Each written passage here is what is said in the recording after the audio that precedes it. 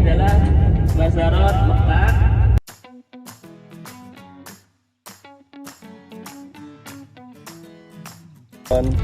Dibagi snack.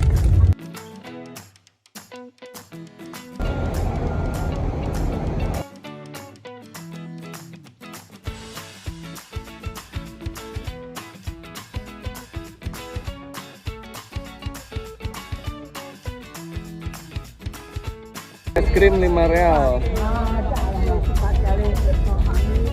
Ini kita turun di Arafah.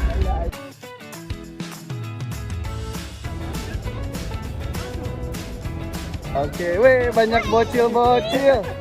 Asik. Ini Jabal Rahmah.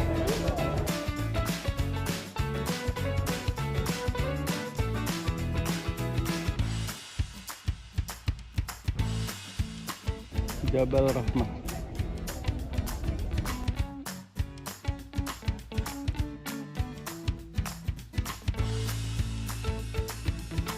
Yang jalan di Arafah, nih banyak yang jualan. Ada es krim, ada yang jualan aksesoris, oleh ada lapak buah juga nih seger.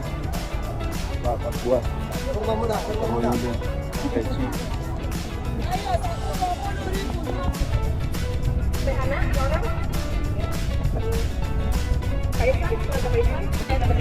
Yang terbuka sudah kecil itu. Itu namanya Jabal Murda.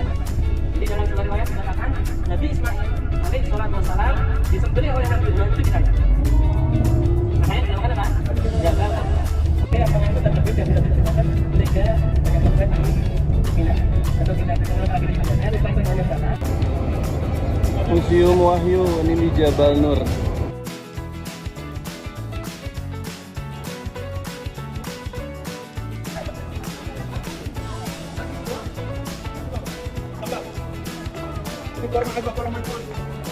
Ini ada salesnya. Ore Pak, akhirnya Bapak di Museum Wahyu. Alhamdulillah. Seru, alhamdulillah.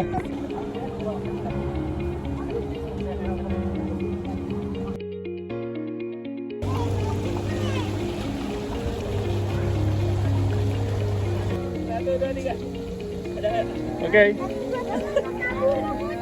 Sekarang kita masuk ke Museum Wahyu.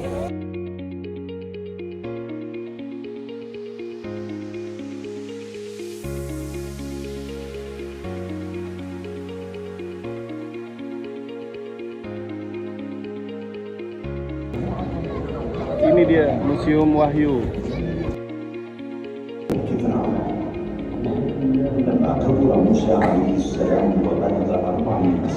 Ini merupakan replika daripada Gunung Hira, jamaah sekalian.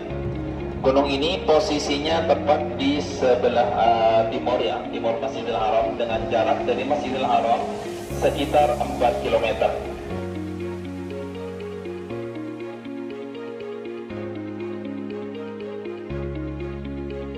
Tidak pula ada apa-apa.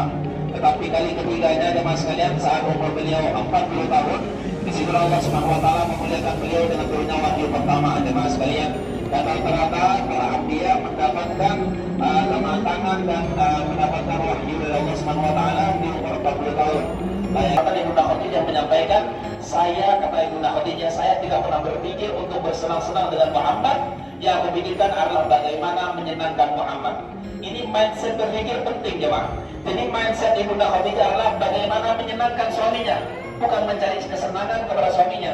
Sehingga benar-benar jemaah sekalian, benar-benar makanan dan minuman dihidangkan oleh Ibunda Khadijah ini benar-benar dihidangkan dengan sepenuh hati. Dan itulah yang mengetuk arsy Allah Subhanahu wa taala, hingga makanan yang sederhana mengetuk arsy Allah untuk menjamin keselamatannya di dunia dan di akhirat. Dan inilah kesuksesan yang hakiki. Sepanjang beliau berbisnis jemaah sekalian, tidak pernah ada jaminan keselamatan ini.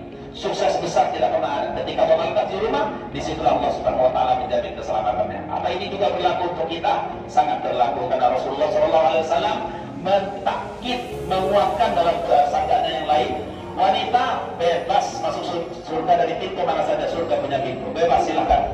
Syaratnya hanya 4 saja, kuncinya hanya 4 saja. Wanita yang menjaga sholat 5 waktunya, yang menjaga puasa wajibnya, yang menjaga kehormatannya, yang paling berbakti kepada suaminya silakan. Kata Rasulullah masuk surga, dan semua perkataan Rasulullah wa ma yantiqu 'anil hawa in huwa illa wahyun yuha, adalah wahyu dari Allah, pasti benar jemaah sekalian. Jemaah sekalian, pesan Al-Qur'an yang dinisbatkan kepada Khalifah Utsman bin Affan.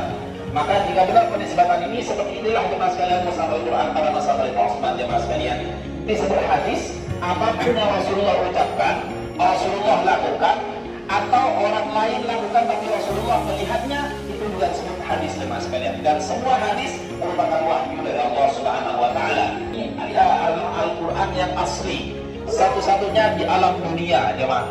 Ini jemaah sekalian Al-Qur'an sulap, Al-Qur'an yang ditulis dengan dijahit pakai tangan. Penulisnya adalah Nasib Akhtar dari Pakistan. Beliau menulis ini jemaah dari umur beliau 30 tahun dan sampai umur 62 tahun beliau menulis ini. Silakan ada tumbler. Ini ada wakaf ya. Ini wakaf Bapak ini.